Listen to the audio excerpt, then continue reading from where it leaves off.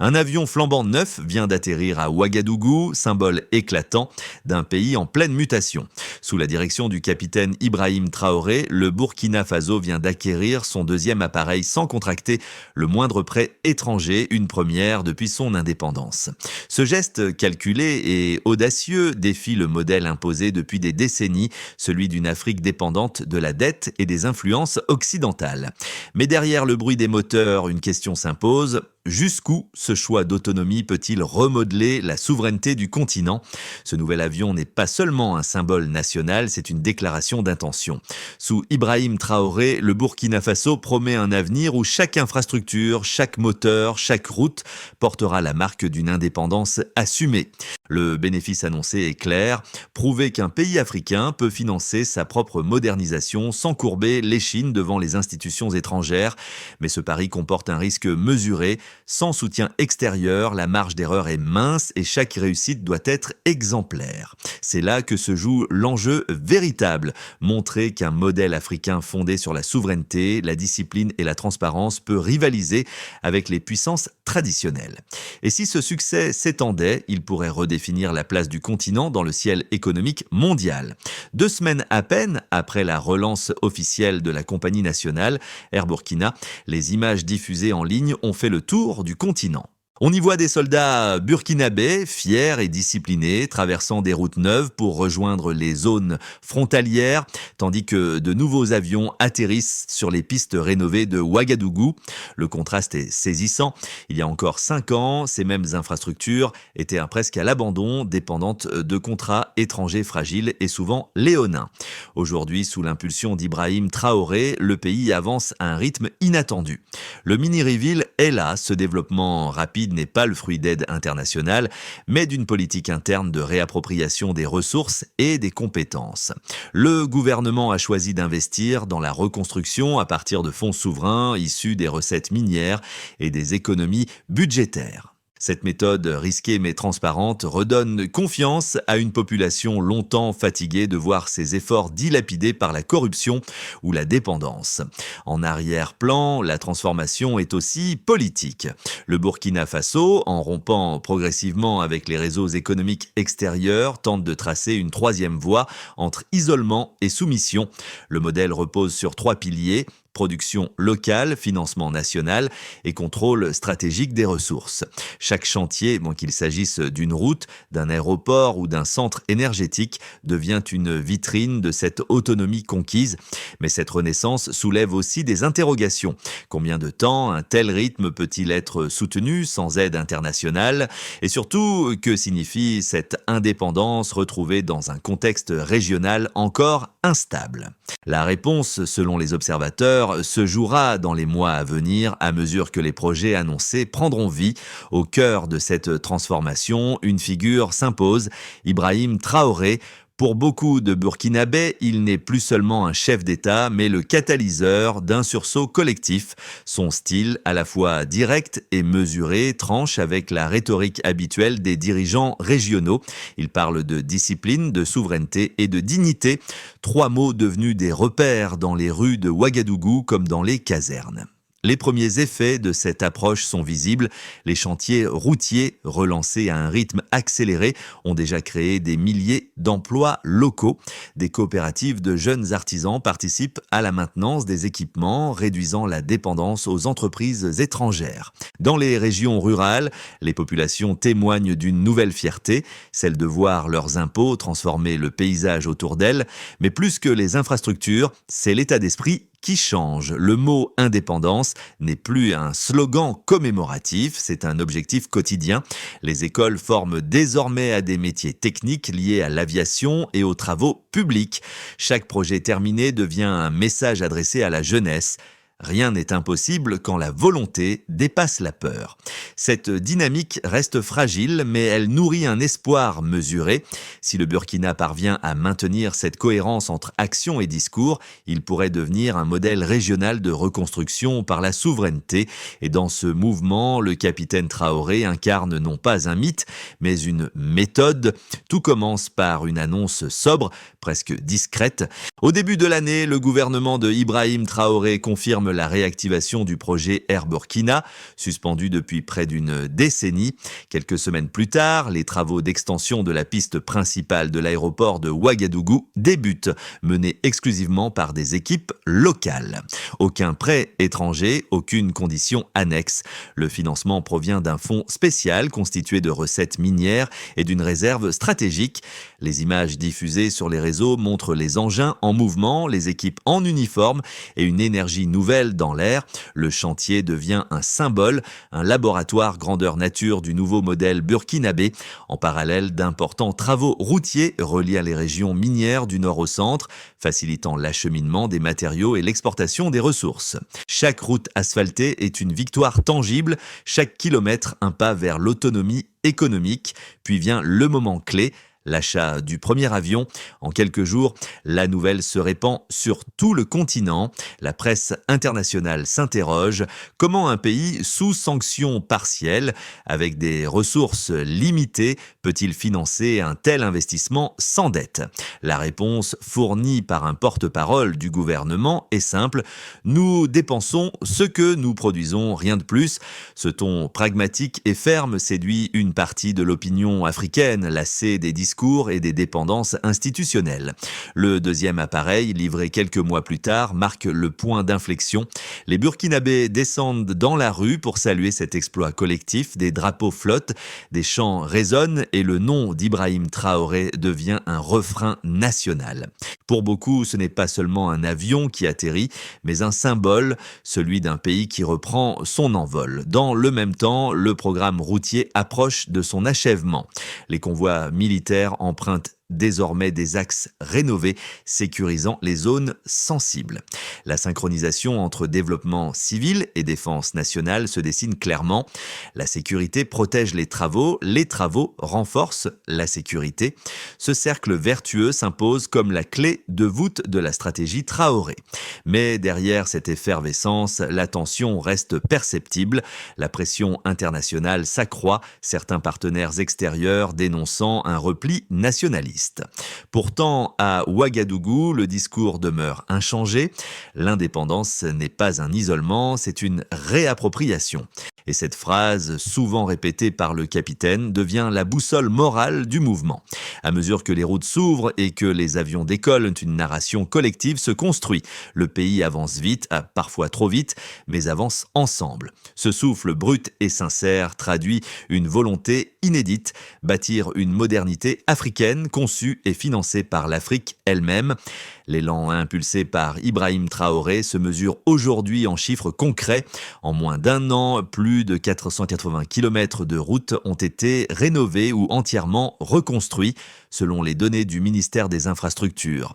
Chaque tronçon terminé réduit de 27% le temps moyen de transport entre les grands axes économiques, un gain logistique qui se traduit déjà par une hausse de 15% des échanges intérieurs. Ces chiffres, modestes en apparence, symbolisent bien pourtant une transformation profonde. La reprise en main du territoire par sa propre main-d'œuvre. Le secteur aérien, cœur du projet Air Burkina, présente une trajectoire tout aussi significative. Le premier avion, réceptionné en mars 2024, effectue aujourd'hui 3 liaisons hebdomadaires régionales. Le deuxième, livré à la fin de l'été, a porté la capacité nationale à près de 900 passagers par semaine. Ce volume reste limité à l'échelle continentale, mais il marque un retour de souveraineté aérienne après presque 10 ans de dépendance totale envers des compagnies étrangères. Chaque décollage devient un acte de confiance. Voler sans dette, mais avec détermination. Sur le plan budgétaire, le gouvernement affirme avoir financé ses projets grâce à une rationalisation des dépenses publiques.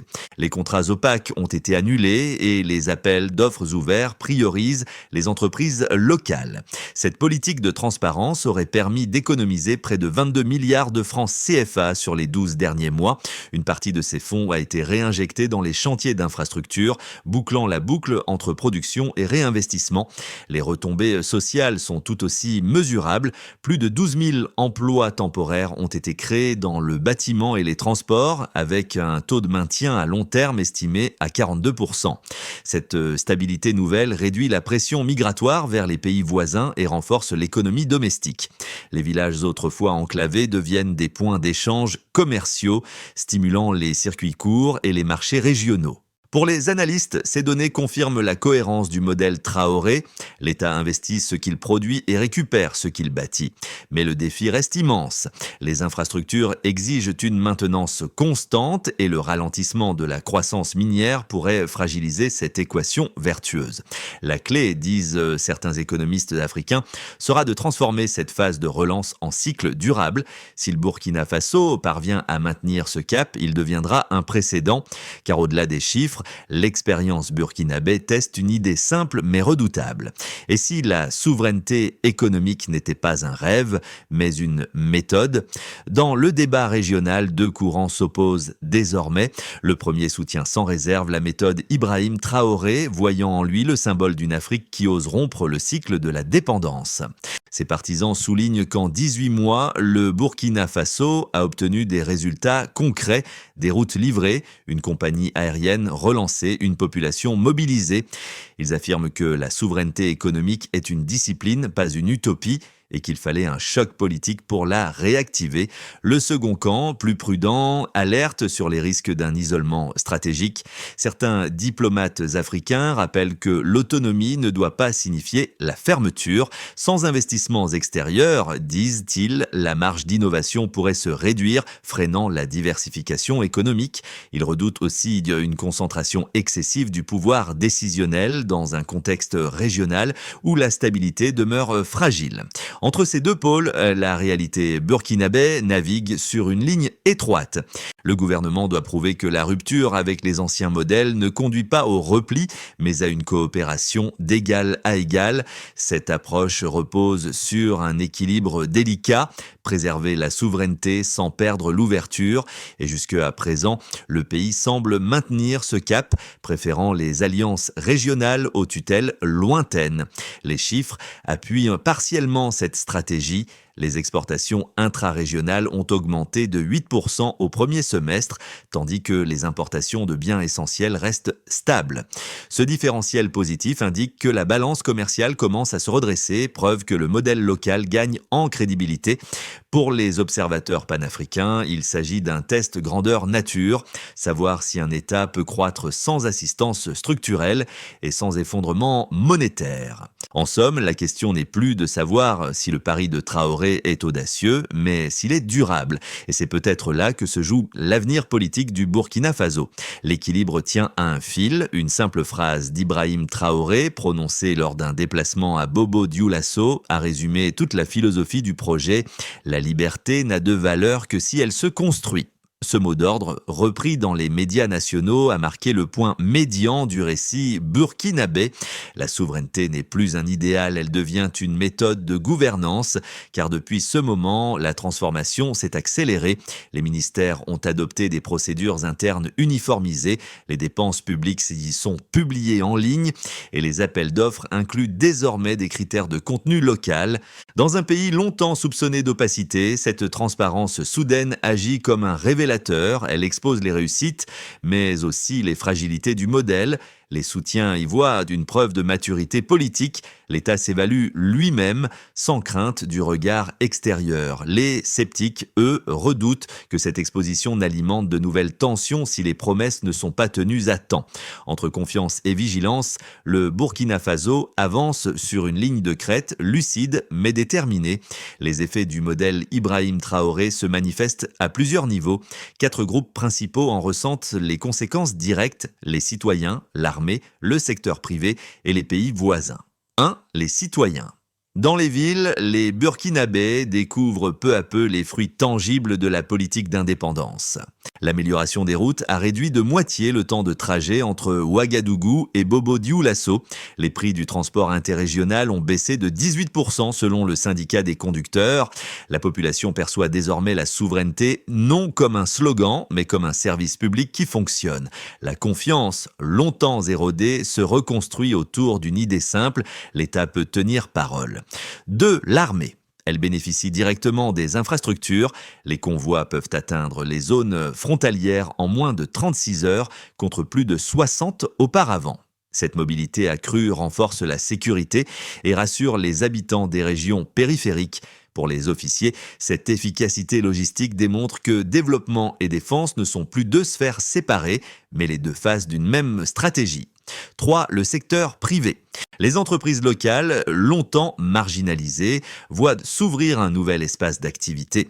Des marchés publics autrefois réservés à des sociétés étrangères reviennent désormais à des coopératives burkinabées. Le taux de participation des PME nationales au projet d'État a atteint 43% au deuxième trimestre, un record historique. Ce mouvement stimule l'emploi, mais impose aussi une exigence: former rapidement des techniciens et gestionnaires capables de maintenir le niveau de qualité exigé. 4. Les voisins régionaux. Le Niger et le Mali suivent de près cette expérience. Des discussions ont déjà eu lieu pour créer un corridor commercial indépendant des ports francophones contrôlés par des intérêts extérieurs. Si ce projet aboutit, il pourrait redessiner la géographie économique du Sahel. Pour certains analystes, cette coopération sud-sud réinvente l'intégration régionale sur des bases pragmatiques plutôt qu'idéologiques. Au centre de ce maillage, Ibrahim Traoré agit comme point d'équilibre. Il incarne à la fois la fermeté militaire et la rigueur gestionnaire. Sa politique d'autonomie mesurée, dit souvent critiquée pour son audace, semble trouver dans les résultats concrets sa meilleure défense.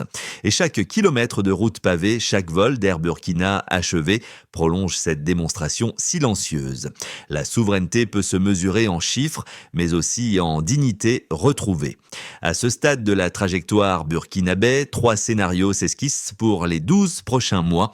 Tous reposent sur un même pivot: la capacité du gouvernement d'Ibrahim Traoré à maintenir le rythme sans rompre l'équilibre. Premier scénario, celui de la consolidation. Base, la consolidation. Les projets en cours s'achèvent dans les délais, la croissance reste modérée autour de 3,5% et les flux commerciaux intra-régionaux poursuivent leur expansion. Le pays stabilise ses finances publiques, renforce ses capacités industrielles légères et démontre qu'un modèle d'autonomie contrôlée peut être durable. C'est la trajectoire la plus probable selon les économistes africains, prudente mais solide. Dans un scénario optimiste, l'effet d'entraînement. Le dynamisme interne attire de nouveaux partenariats régionaux. Les pays du Sahel forment un bloc économique de coopération logistique, réduisant leur dépendance aux structures occidentales. Les investissements communautaires augmente de 25%, l'emploi local se diversifie et le Burkina Faso devient le moteur d'un réseau africain de reconstruction souveraine. Dans cette hypothèse, la figure de Traoré franchit le seuil du leadership continental. Enfin, dans une vision plus sombre, pessimiste, l'attention des limites. Les recettes minières chutent, les coûts d'entretien des infrastructures explosent et les pressions diplomatiques s'intensifient. La dette publique reste faible, mais la trésorerie s'érode, forçant l'État à ralentir ses programmes. Une crise d'approvisionnement énergétique ou alimentaire pourrait alors inverser le sentiment de confiance actuel. Dans ce cas, le gouvernement serait contraint de choisir entre rigueur budgétaire et stabilité sociale. Ces 3 chemins ne sont pas exclusifs. Ils s'entrecroisent selon la manière dont chaque décision sera exécutée. La clé réside dans la transparence. Si les données économiques continuent d'être publiées, la confiance collective amortira les chocs. Autrement dit, si la souveraineté reste une méthode et non un slogan, le Burkina Faso aura franchi le seuil du développement maîtrisé. Dans les quartiers populaires de Ouagadougou, la transformation ne se résume pas à des chiffres. Elle s'incarne dans les visages, dans les gestes du quotidien. Les habitants racontent comment les routes neuves ont raccourci les distances entre familles, comment la lumière revient là où l'obscurité symbolisait autrefois l'abandon. Sous Ibrahim Traoré, le mot dignité a retrouvé un un sens tangible. Parmi les jeunes, un changement de ton se fait entendre. Les discussions tournent moins autour de l'exil et davantage autour de la contribution. Les ateliers de mécanique, de couture ou de maintenance aérienne deviennent des lieux de fierté. L'idée qu'un Burkinabé puisse réparer, bâtir ou piloter pour son pays n'est plus naïve, elle devient naturelle. Les femmes, souvent premières touchées par la précarité, ressentent aussi cet élan. Elles dirigent des micro-entreprises locales, gèrent des cantines sur les chantiers ou assurent la logistique des transports. Ce regain d'activité se traduit par un revenu stable pour des milliers de foyers. Dans leur témoignage revient une phrase simple: « On travaille pour nous-mêmes, pas pour d'autres ». Cette transformation psychologique est peut-être la plus profonde. L'indépendance cesse d'être une abstraction politique pour devenir une émotion partagée. Le patriotisme n'est plus une obligation, c'est une respiration collective. Et c'est peut-être là, dans ce mouvement discret mais puissant, que se trouve le vrai succès de la méthode Traoré. Pour transformer la réussite en stabilité, le gouvernement d'Ibrahim Traoré trace une feuille de route précise. 5 étapes structurent cette nouvelle phase, chacune mesurable et assignée à un acteur défini. Première étape, celle de l'audit et de la maintenance. Audit et maintenance. Chaque infrastructure livrée fait désormais l'objet d'un contrôle trimestriel indépendant. Objectif: éviter la dégradation précoce et assurer la continuité des services. Deuxième étape, celle de la formation technique. Formation technique, des centres d'apprentissage régionaux forment des techniciens burkinabés aux métiers de l'aviation, de la logistique et de la construction. Les premières promotions visent 2000 diplômés d'ici fin 2025. Troisième étape, celle de l'industrialisation locale. Les pièces de rechange et matériaux de base doivent être produits à 60% sur le sol national d'ici 2 ans. Cela suppose des partenariats avec des PME burkinabés soutenus par des crédits internes. Quatrième étape, celle de la coordination régionale. Un secrétariat conjoint avec le Mali et le Niger harmonisera les routes commerciales et les politiques douanières. Cette coopération vise à réduire de 30% les coûts de transit d'ici la mi-2026. Enfin, cinquième étape, celle de l'évaluation publique. Chaque semestre, un rapport de performance gouvernementale sera publié pour suivre les progrès et corriger les écarts. Ce mécanisme de transparence est conçu pour renforcer la confiance entre l'État et les citoyens. Au terme de cette séquence, le Burkina Faso espère consolider une autonomie structurelle durable. Car dans la vision de Traoré, la souveraineté n'est pas un État figé, mais un mouvement continu, celui d'un pays qui apprend à s'appartenir pleinement. Au crépuscule, sur la route rénovée menant à l'aéroport, les lampadaires s'allument un à un. Leur lueur trace une ligne droite vers le ciel, comme pour rappeler que la lumière du progrès vient désormais d'ici. Parmi ceux qui observent ce spectacle silencieux, le nom d'Ibrahim Traoré revient souvent, non comme un slogan, mais comme un repère. Il symbolise le passage d'un peuple spectateur à un peuple acteur. Le pays tout entier semble respirer à un rythme nouveau. Chaque avion qui décolle, chaque chantier qui s'achève prolonge un même message. La souveraineté n'est pas un luxe, c'est une nécessité vécue. Les voix des rues, des ateliers et des écoles s'accordent dans un cœur discret, fait d'orgueil calme et de persévérance. Et lorsque le vent du Sahel balaie les drapeaux hissés sur les façades, on devine derrière chaque mouvement de tissu l'histoire d'un pays qui se relève. L'espoir, ici, n'a plus besoin de promesses. Il a trouvé son visage dans l'action. Le Burkina Faso se trouve aujourd'hui à un carrefour symbolique. Son expérience, menée sous la conduite d'Ibrahim Traoré, interroge bien au-delà de ses frontières. Que signifie bâtir un avenir sans dette, mais avec conviction? Cette question dépasse la politique. Elle touche à la dignité, à la responsabilité et à la foi en ses propres forces. Pour l'Afrique tout entière, l'histoire burkinabé devient un miroir. Elle rappelle qu'aucun progrès n'est durable sans confiance mutuelle entre citoyens et dirigeants, et que la souveraineté, pour exister, doit se partager, se cultiver, s'apprendre. Aux lecteurs, observateurs ou simples curieux, une invitation demeure ouverte. Regarder sans préjugés, comprendre sans peur, débattre sans rancune, car le dialogue reste le véritable moteur de toute transformation durable. Le chemin du Burkina Faso n'est peut-être qu'un début, mais il prouve déjà qu'un autre modèle africain est possible, humain et lucide.